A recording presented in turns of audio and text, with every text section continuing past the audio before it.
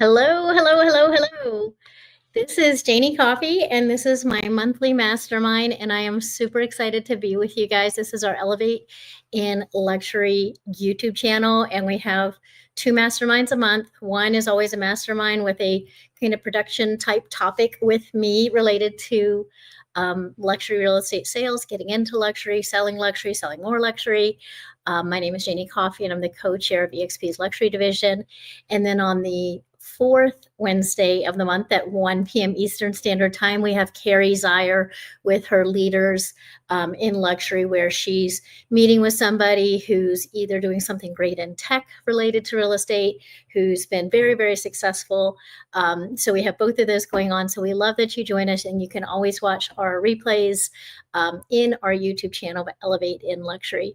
So today's topic is breaking into the inner circle, which is a very near and dear topic to me, because I think there's a lot of people who sometimes psych themselves out and think that they don't come from the inner circle of luxury real estate, so they can't sell luxury real estate. And I'm a prime example of, you don't have to live that life or come from that life to be a great luxury real estate agent. And you can, and I'll talk about that as well, but there's different challenges if you actually come from that life, where sometimes people want to keep their work separate from their personal life or different things. So I'm going to talk about both paths. One, if you come from a luxury background, you live a luxury lifestyle, that's like your whole being. Excuse me. Very, very successful opportunity there. But then conversely, hold on one second. I'm in Arizona. It's very dry here. If you don't come from necessarily a luxury background, or you don't live in a luxury community, you can still do very, very well in luxury real estate sales. So that's what we're going to break down today. We're going to go for about, excuse me, 35 minutes with the training. And then I'll open it up if anybody has questions. You can drop the questions in the chat. I just won't see them until I'm at the end of my presentation, because my companion, Jeremy, is not with us today. So I'm kind of flying solo here with this training. So first of all, I kind of want to define what the inner circle means with luxury real estate. And you know what I'm talking about, where it is your peers or your sphere of influence who are either calling you to help list or buy or sell, they're referring you to list or buy or sell with somebody they know, or they might be an aligned business professional, an attorney, a financial planner, somebody like that who's referring. So that would be the inner circle, where they're seeing you as kind of a peer or just within their circle of who they're going to do business with. Because as you go up in price point, often people make their circle smaller and smaller and smaller, often for protection of themselves, for discretion, so they know that they can trust who they're dealing with. And so it does take a little bit of work to get into the inner circle, but it is totally achievable. Whether you come from that luxury lifestyle background or you don't, you can both get there equally.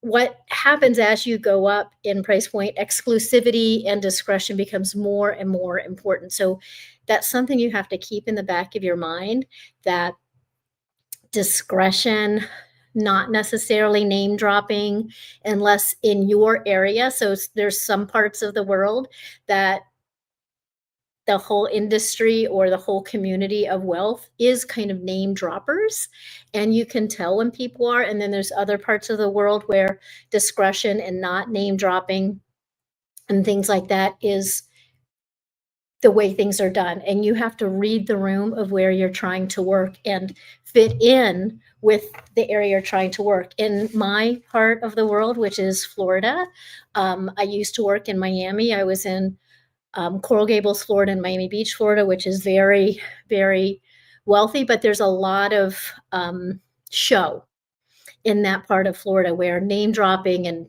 ladder climbing and everything is kind of the way a lot of people do things. I'm in now Northeast Florida, where it's a lot of old money and discretion and privacy, and that becomes more important. So it's more important that you are referred or brought into the circle by somebody who's already in the circle rather than you kind of place yourself in the circle by name dropping. So you've got to figure out what are the rules of engagement in the area where you work. But always remember that it is the most important thing to figure out the person that you are dealing with, the buyer or seller that you are dealing with, if discretion is important to them. Because this becomes really important when you start to deal with athletes, sports and entertainers, CEO people, known people. Sometimes they want their business very, very private, but then we as agents, we love to, shout from the rooftops everything we're doing. So you've got to kind of figure out how do they like to be so that you don't somehow mistakenly share something that they don't want shared. It would be very easy to say, hey, I was so excited that I was just out with, athlete or actress or whomever showing property, and they might be absolutely against that. So try to figure that out as you're working with people, or even C-suite, or just know people in your community as well. Remember, perception and reality can sometimes be the same, but sometimes different. So if you're already in that lifestyle, meaning you already live in a community where the inner circle of people that you want to serve are, you already belong to maybe a sports club or some other kind of club, or you hang out at places where those folks are that you want to do business with at the higher price points. Sometimes what we need to do is make it clear that you are a professional real estate agent, because I have seen that if people are in that lifestyle already, they're naturally in that lifestyle. If it is not clear that they are a professional real estate agent, their peers might see them as a hobby agent and not take them as seriously. So you do have to spend some time making sure to establish your professionalism and your knowledge, doing things like market reports, doing things like sharing what you're doing out and about before they start to see you and trust you as a real estate professional. Conversely, if you're not in that world yet, but you're working on building yourself up, doing similar things, kind of establishing your professionalism, establishing your knowledge by putting out content, blog posts, videos, newsletter content that kind of reaches an elevated audience in kind of the basis of the content becomes really, really important. That can be sharing, again, market reports as it relates to the higher price points. It might be talking about amenities, appliances, the newest gear and tech and things like that. Maybe it's high-end ovens or, special closet, really nice closet things, but starting to put stuff in your content that would make people see and feel that you understand the life that they live, and you kind of talk the talk, walk the walk. And so they start seeing you as somebody who's like, yeah, that is a great advisor for me to work with for my real estate choices. Excuse me. The next thing is you want to understand the psychology of the inner circle. Affluent clients really, really seek trust, discretion, and expertise. They are used to everybody they're dealing with, from their physician, their financial planner, their multiple attorneys in the different kind of aspects of their life.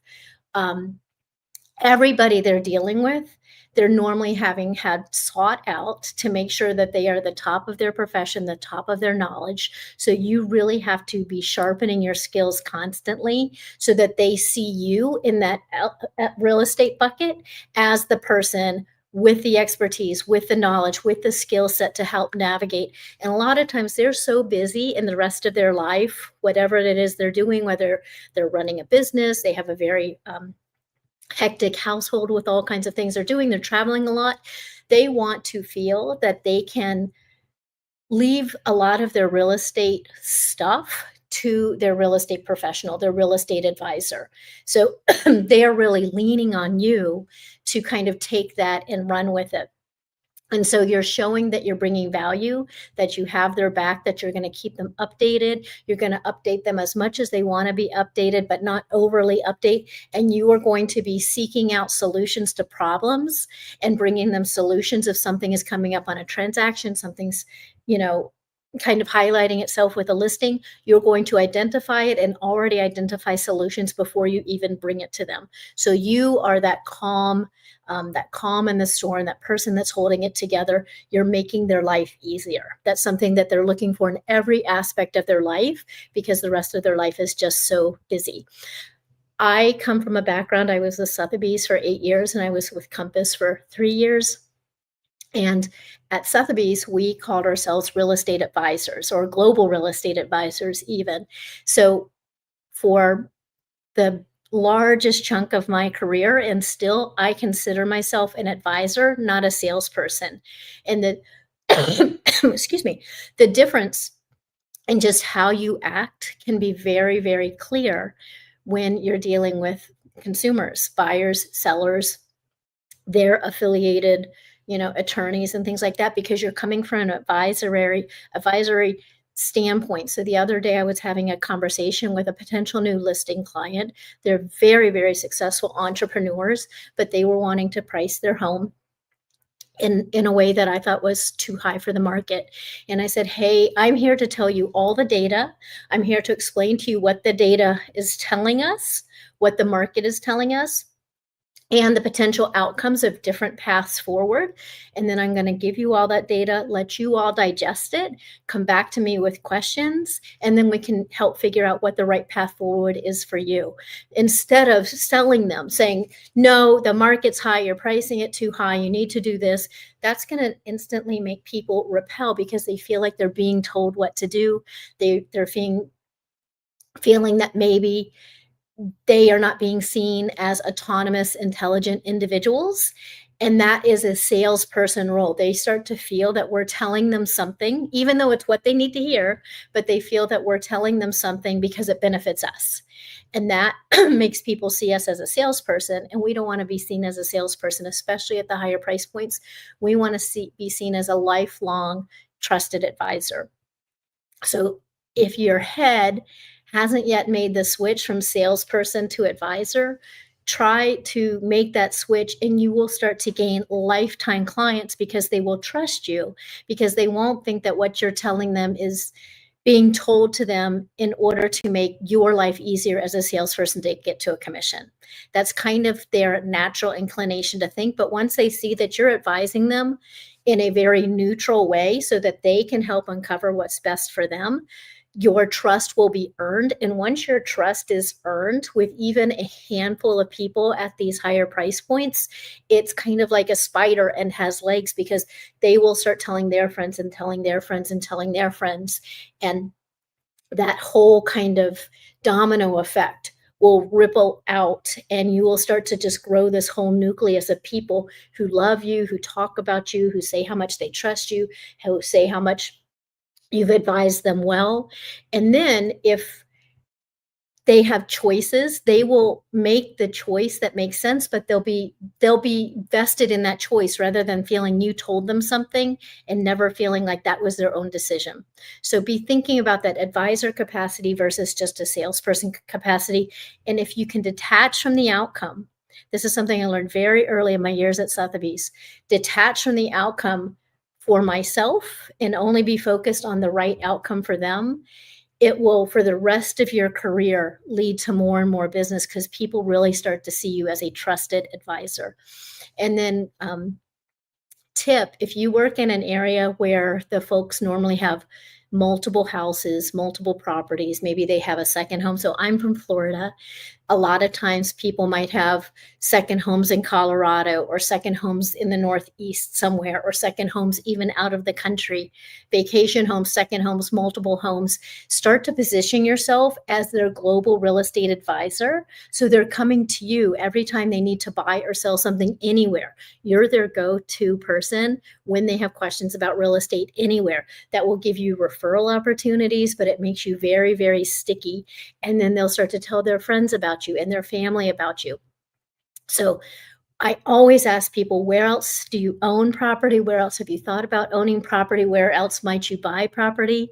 And then you can even make relationships with agents in those areas who sell luxury real estate, and get some insights, and maybe compile a quarterly or biannual report for your clients about all the different places where they either own real estate or they're interested in real estate, really positioning you as their go-to advisor.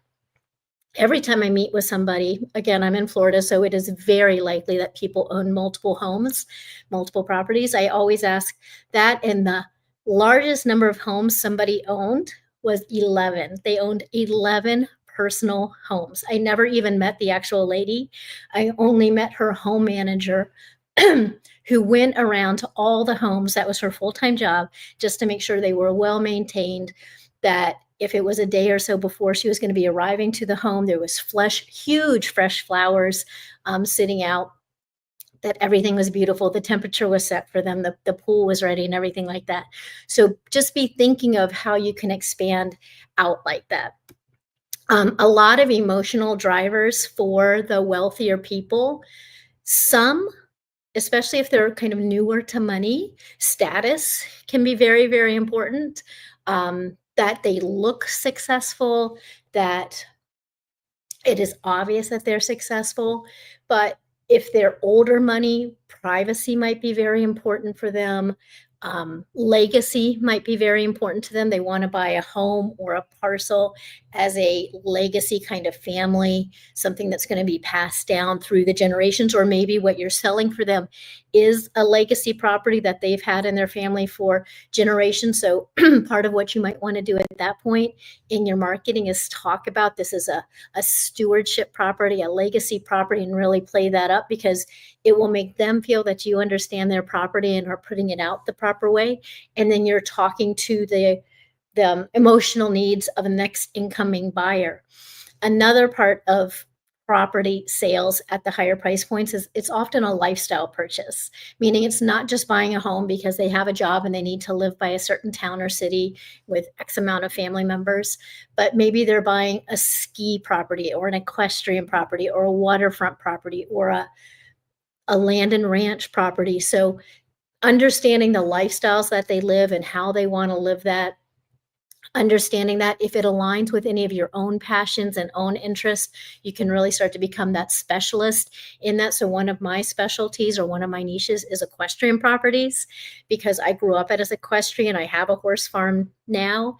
And so I built a whole niche around that. And that immediately puts you in the inner circle, because I can talk their talk, I can walk their walk, I understand their unique property interests and needs as an equestrian person versus, say, a waterfront person. So if you are a boater, if you are a water sports lover, maybe think about developing a niche around waterfront lifestyle and putting out content around boating, around waterfront living, around all those things. If you're a skier, if you're a golfer, that's one of the easiest and shortest paths to being in the inner circle, is aligning your own current interests and hobbies with lifestyle around that type of property. It's really important to bring a calm clarity and a confidence and a certainty in your conversations with them. They don't want people who appear kind of frantic, or they don't want, if they're being frantic, they don't want their real estate agent or their advisor to go down that frantic path with them. They want that person to bring them clarity, to calm them down if they're having kind of heightened emotions about something. They're looking for that centeredness. They especially with their listing agents, more than anything, they want to understand that you are a great negotiator and you're going to represent them well. You're going to represent their property well. You're going to represent their needs and their wants and negotiations really well, because again, these are folks that can choose to work with anybody. So they're going to choose to work with whomever they feel the most confident in that person, their skills, their knowledge.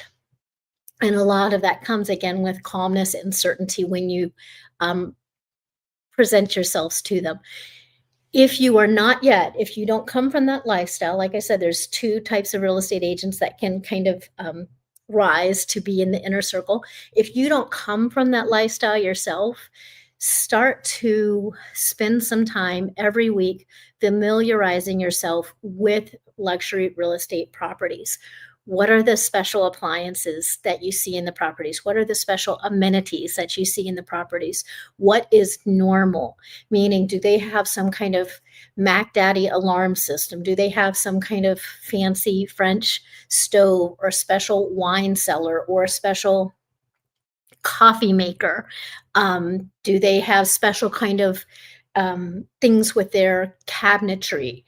Understand that so that when you see them, when you're at their property and they're showing you this thing, you can say, "Oh, that's great. That's really nice feature. A lot of people like that," rather than being like, "Ooh, oh, wow." I've been on so many showings where I was a listing agent and the buyer's agent, you could tell, had not spent a lot of time in luxury homes. And they're oohing and awing over something as if they had never seen it before. That immediately gives their buyer a feeling of like, oh, maybe this person is out of their league and I'm nervous about them in the negotiation. So if you're not yet totally in that lifestyle, that's okay. Just spend the time, start to read the luxury descriptions of, say, the top 1 to 5% price point of the listings in your area. Read the descriptions. What are they calling out? What are they highlighting?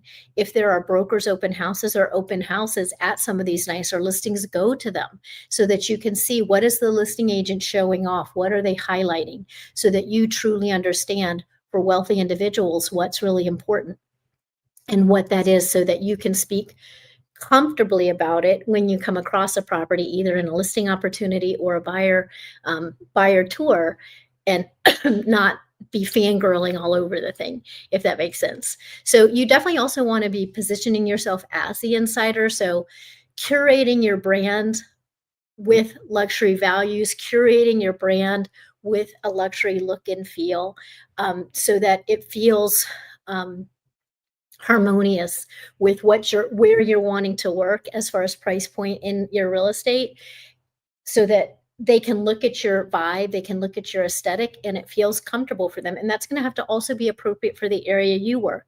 So I'm in St. Augustine, Florida, which is a relatively, I don't want to say laid back, but kind of old money, calm lifestyle. Whereas if I were in New York City or LA or Miami, the wealthy people might be a little bit more posh looking or sleek and sophisticated. So you've got to kind of align your brand with what is luxury and luxury individuals, wealthier individuals in your area, so it feels harmonious and in sync with who they are and how they lead.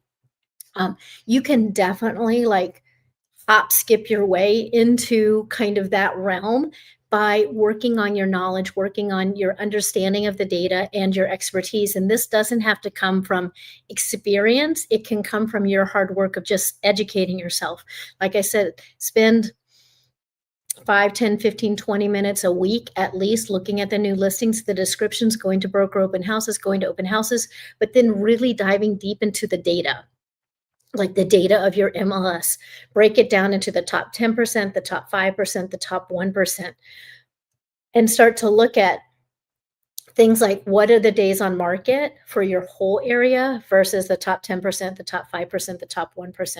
What's the list to sales price ratio for these different brackets? Which areas that are luxury areas in your whole market are selling stronger or selling weaker? Like, really spend your time understanding that. Are there special builders? Are there special communities? Are there special architects that people gravitate to, that people would, you know, really spend extra money for, that will value them more? Go to higher end places in your area and see if they have any lifestyle magazines. So I'm in Scottsdale, Arizona right now. I don't know if this is going to work. Hold it up. This is the Scottsdale magazine. Most larger cities have some kind of higher end affluent magazine. Take a look at that magazine every month. Go through it. See what stores are highlighting, see what restaurants are highlighting, just so that you really understand what lifestyle, what amenities, what are the places people are spending, just so you're comfortable. And again, you flow easily with any communication with them, whether it's about real estate or just lifestyle, but the area in general. Especially if you're working with buyers and they're looking new into your area, they're going to ask you, where are the schools? Where are the clubs? What about this restaurant? Where are the higher end grocery shopping places? Where are, they're going to have all kinds of questions. Find out where the higher end automobile dealerships are, if there are any in your area. Just really start to understand and start to make a list of um, these places so that, again, you understand it. You can talk the talk and walk the walk. Again, you don't have to live that luxury lifestyle, but you have to have all the knowledge and all the understanding. Show consistency in aesthetics and communication and behavior across all your platforms.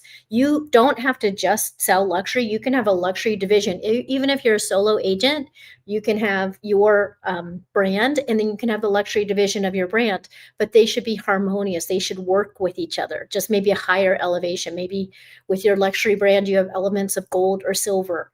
Maybe you have a little higher quality card. Maybe you have little things, but you should definitely kind of have everything harmonious.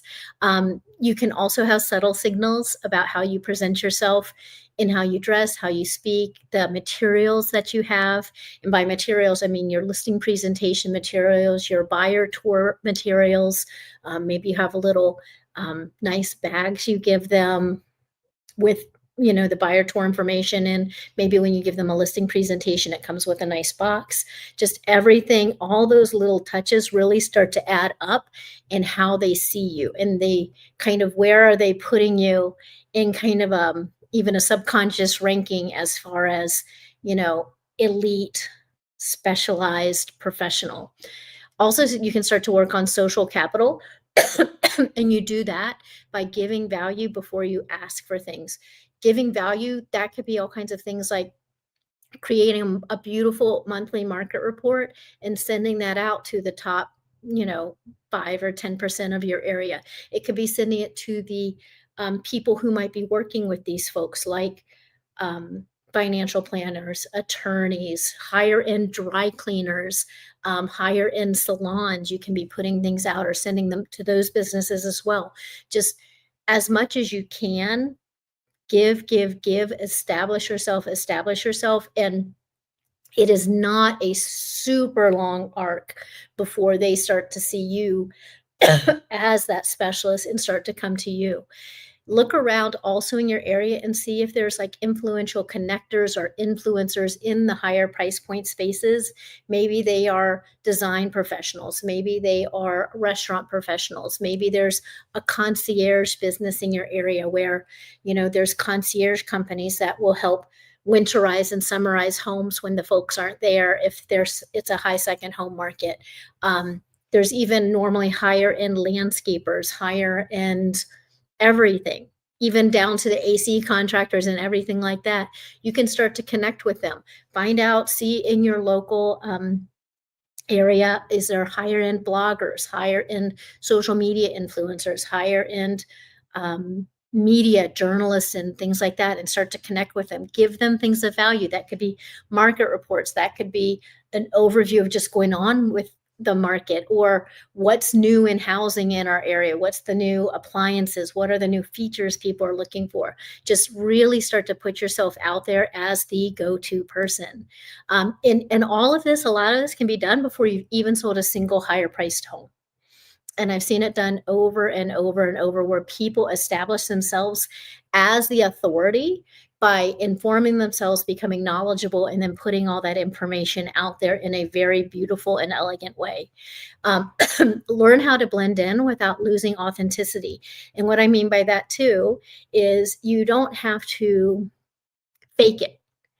You can blend in, but you can still hold on to who you are. That becomes really, really important, because people want to feel that they can trust you. And if they feel that you're giving off some kind of a fake position or something like that, they'll pick up on that.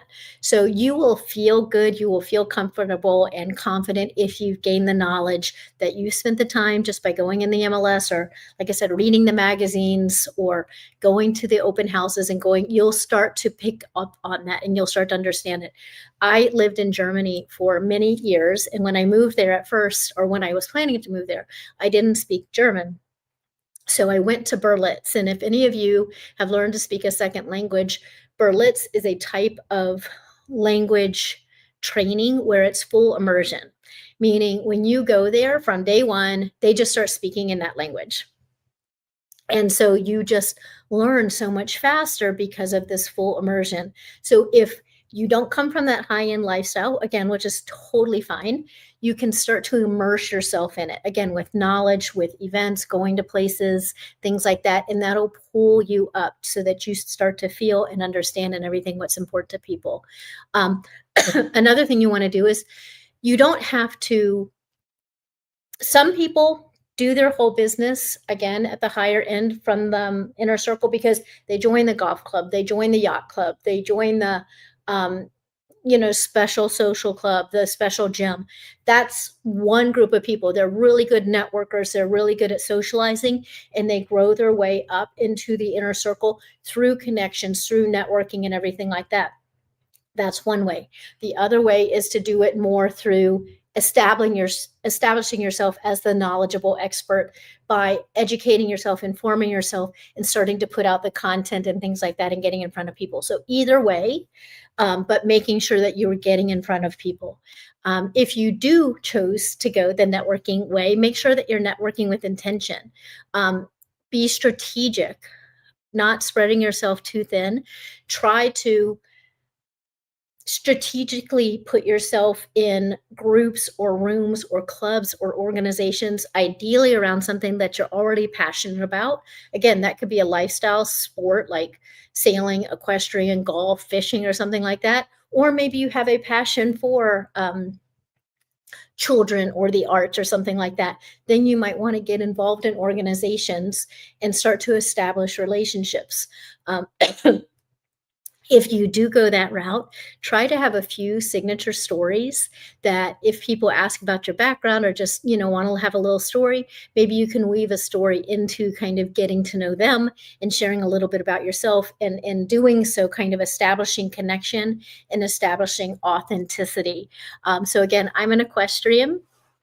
And I come from Virginia, which is a well-known horse location. And I learned to ride at a school called JES, which was the junior um, junior equestrian school for young riders. And there was a woman who had founded this, and she has a book out there about the school for young riders, and people really know her and know about her school for young riders. So I often talk about that when I'm first meeting people in the equestrian world, because that gives me a little bit of, they don't know me, they've never met me, say 15 minutes before, but saying that I went to JES kind of establishes, oh, like she really has some connection and authority in equestrian. Find out about them, ask questions about them. You don't want to ever be pitching yourself, especially at the higher price points. You're just establishing connections. The next thing, I talked already about trust and discretion, but that becomes super, super important. People definitely don't want to feel that you are leveraging their name, their connection, or something like that to, rise up yourself. So be very kind of tuned into that, because wealthy people don't necessarily do that. They don't leverage those connections unless you might be in an area where that, parts of Miami, not all of Miami, but parts of Miami are like that. I imagine parts of California are like that. So you have to figure out what is appropriate in your area. Parts of the Northeast, that would be like a big, big no, no, no. Reputation spreads faster than marketing. So you definitely don't want to ever be known as the person who's giving away too many details or leveraging somebody's name. So trust, just keep that in mind in the back of your head. Confidentiality, confidence equals invitations. People start to know that they can trust you with these assets, with this information, because also as you go up in price point, you're dealing with a lot more financial information of people. They might be sharing proof of funds that shows how much they have in an account. They might be sharing intimate details with you, trust information, like, trusts So you really want to show how much you value that. You want people to feel safe introducing you to other people. They want to feel they're giving that other person um, somebody who is a confident and benefit to introduce them to. So always kind of be thinking about that. Um, Also think about up leveling your language. When you're speaking to people, what words do you use? You might talk about crafted, curated, discretion. Some people like to use the word bespoke. Some people don't like to use the word bespoke, but definitely working on elevating your language when you're speaking to people, understand the right words for, again, certain appliances or certain features in homes. You want to start to think of yourselves as an advisor. So even the language when you're speaking with people is more from an advisory standpoint rather than a transactional salesperson standpoint. Um, I talk about price improvements, price strategies rather than price reductions, price drops, things like that. If I'm having a conversation with somebody about that. Language can really, really help elevate you in how people see you. If you're starting to get traction, you might want to start to work on strategic visibility.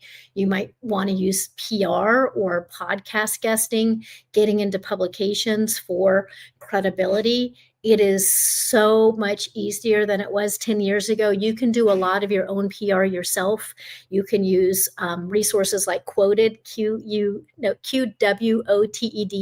or Haro, HARO, to start to get yourself in some press. You can reach out to podcasts, both local and regional or even national, to be as their guest, because once you start to show you being quoted in publications, being a podcast guest, maybe being included in interviews or on stage around an area, you can now use that as kind of social proof that other people are looking to you as the professional, and you can start to put those logos on your website, highlight if you were quoted in something, share it out in your weekly newsletter. Oh my gosh, I was so excited to be, quoted in Money Magazine or CNN or, Mansion Global. Share that.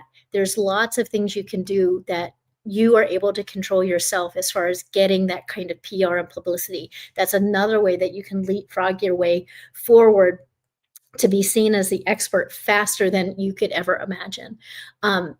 Showcase your expert subtly, use thought leadership over self-promotion. And I think you all understand what I'm saying. There's lots of people, we as real estate agents, we love to promote ourselves. Sometimes we overstep it and it feels salesy. Whereas thought leadership, where you're really positioning yourself as somebody who's thinking and spelling out what this means to you, to the consumer, to buyers, to sellers, they start to see you as the authority. So again, it's a subtle change in how we think ourselves and how we show up to the world. If you have some great case studies, maybe you were helpful in getting something sold in a certain way, start to put together case studies. And as you develop them, as you have successful sales, put them out there. Make sure, if you're going to be doing a case study, that that's a case study where somebody is okay with you sharing the details about their home purchase or their home sale, so that you're not overstepping your bounds. Quick story. We shared something not too long ago. It was a successful sale in St. Augustine, Florida. And we have a really nice, beautiful college in downtown St. Augustine called Flagler College. And when we put out the just sold post, we were the listing agents. We said, we are so excited, two Flagler graduates from Flagler College, purchased this home. So we're super excited about it. And we didn't even think, but it really upset the buyers because they thought we were oversharing. So even me, somebody who's been in the business for 20 years, I should have thought about that, but I didn't. So just always be thinking first before you share anything at all whatsoever in your case study that could feel personal or something like that. Think about it, because you're wanting to, again, protect whatever privacy or confidentiality or anything about buyers or sellers, or even the ones that you work with, because in this case, we didn't work with the buyers. Putting out social content with your observations about new features that you're seeing in higher end homes, new developers, market reports, things like that. So you're really kind of putting that out there. You might start to interview listing agents at their higher end homes or their higher end listing agents. You're highlighting them, but you're also highlighting the home. And just by proximity of putting that out there, people are going to start to see you, excuse me, in that world. So with these steps, you're working your way from the outer circle into the inner circle. The other thing you can do is you can start to think, who are the next kind of mid circle? That could be the paralegals at the law firm. That could be, the receptionists at the high-end hair salons. That could be the art dealers who are dealing with the wealthy individuals. What relationships can you start to build also with that mid-tier folks who have more connections? Art dealers are a great connection with people. And really start to build trust with them as well, because they are often coming in contact with wealthy individuals who are talking about things.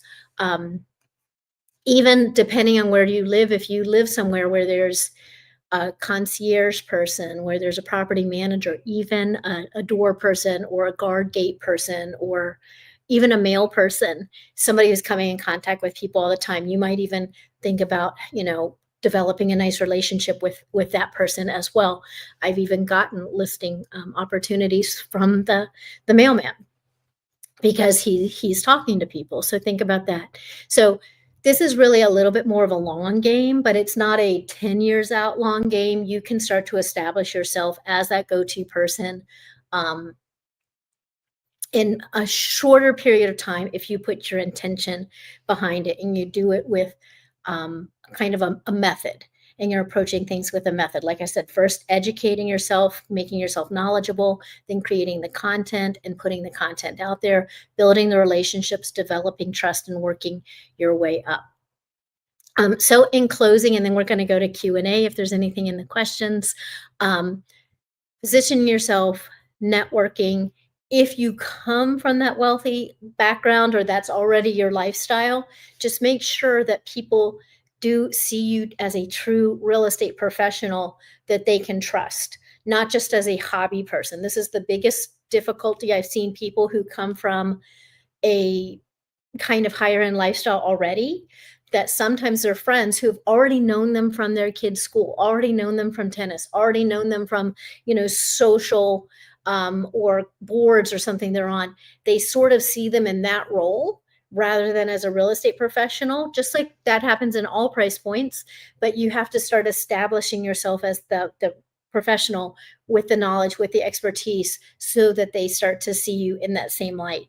And then if you are in that thing too, don't be super upset if sometimes people might choose not to work with you because you might be so close they don't want you to know all their financial business or all their behind the scenes stuff. I've seen that happen too.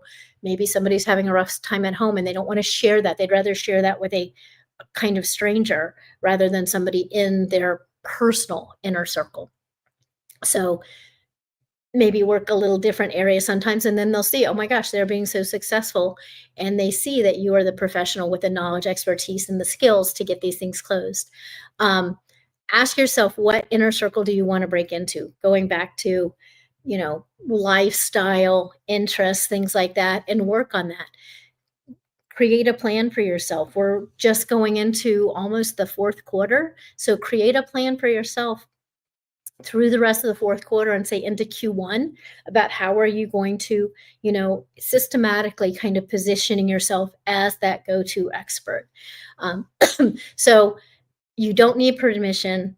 You don't need to be born with a silver spoon. You don't need to have come from a certain background or have certain parents or gone to a certain university or have a certain spouse or have a certain career to work your way into the inner circle. You can do it with all of this. And I would say a lot of times as you start to do deals, those people become your friends and they will start to push you out to their friends, and it just becomes a snowball. Much of my business now is just repeat and referral business from folks that I curated through these activities. And I have gotten to do the most amazing things at a personal level with these people. And definitely now with the inner circle of them as friends socially, not just as a real estate professional, by always being trustworthy, always being there. And they saw that I was the person that always had their back. So that's the end of my presentation. And let me see, excuse me, if I have any questions. Hold on one sec. I'm going to go over here. Let me see. There we go. Okay. Oh, what am I doing in Arizona? I'm at the leadership conference for EXP. So if you're here, I'll come see you, but I'm in Scottsdale right now. Let's see the next one. Checking in from Maine. I love Maine. It is so beautiful. It is so beautiful. Any other questions? I hope this gave you some kind of actionable items. I'm sorry I didn't have a slide deck today. I kind of messed up my time, so I have my presentation ready, but not my actual visuals. So I just kind of winged it. So hopefully it was good for you. I know that the topic might have mistakenly gone out about your success toolkit. That was actually last month, like getting through a challenging market. That was last month. So if you just go to the Elevate in Luxury Real Estate channel on YouTube, you'll be able to see that past training that we had. So let's see. One more question. What do you suggest for content for initial direct mail or self-positioned sellers in the luxury market? That is a great question. So I would always be doing a market report every month. Absolutely. And if you're just starting to position yourself so that luxury sellers see you, how often should mailers be sent out?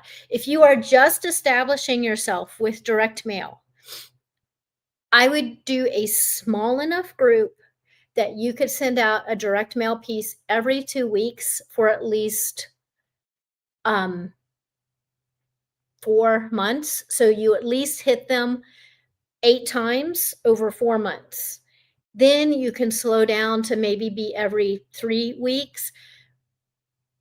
Every 4 weeks is, in my opinion, too spread out. Because if you think about, we digest stuff in this day and age in like 5-10 second increments. So if somebody's getting like a gazillion things in front of them between a whole month, if they're only getting your content once a month, it's not enough. So you need to start with a smaller mailing group, and ideally every 2 weeks at the beginning. You can go to every 3 weeks. Always a market report. You can sprinkle in just listed, just sold. You can sprinkle in if maybe there's a high-end home place opening or highlighting somebody or something like that. There's never a shortage. Just you're positioning yourself as the go-to person for a higher end lifestyle through the real estate avenue, right? Okay, let's see. Oh, good. I'm glad you enjoyed it.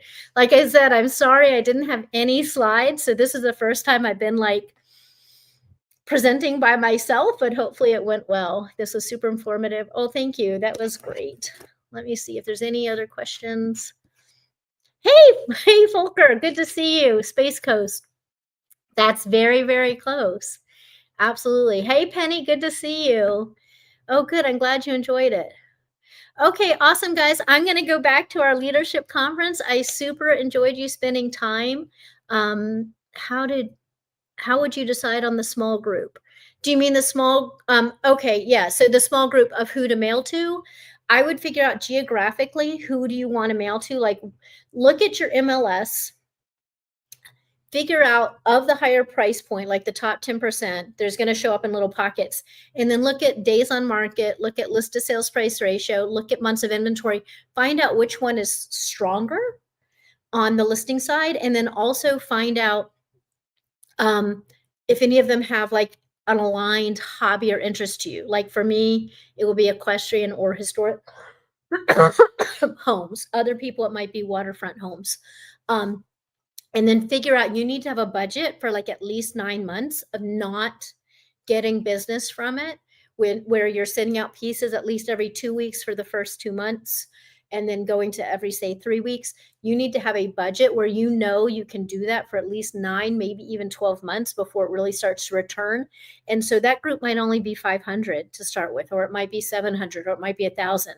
So you need to start with a small enough group that you have the money allocated, that you know that you're going to continue that, because it does take 6, 9, 12 months before direct mail really starts to pay off, but then it can pay off like in spades.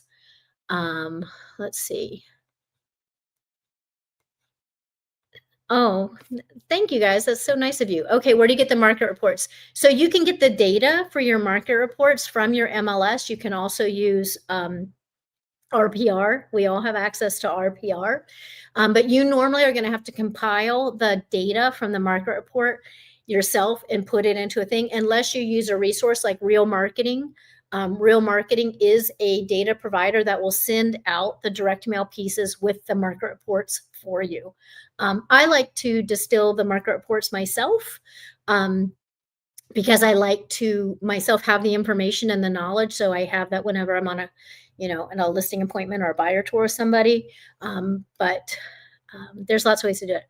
All right, guys, I'm going to run back to my leadership conference. I really appreciate you spending the time with me. I hope you found some good, useful knowledge. And if you ever get success from any of these trainings, or it makes a difference in your careers or in your mindset, please message me and let me know. That's one of the main things I want to do, is to make sure that what I'm sharing with you has a positive and impactful benefit to your business, to your career, to your mindset, to your feelings of things. So always please let me know.